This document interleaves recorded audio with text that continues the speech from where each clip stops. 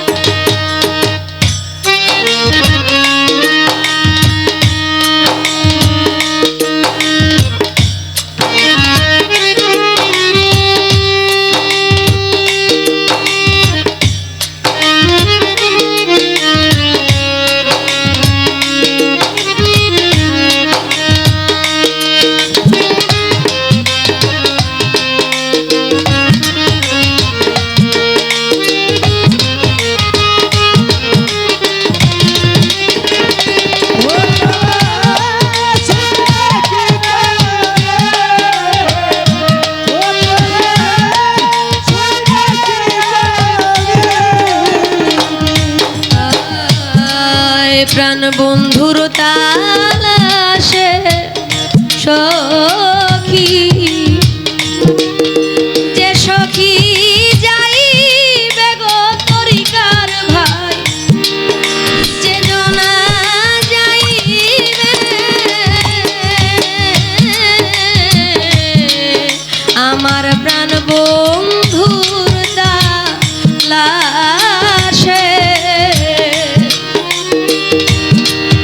যে সখী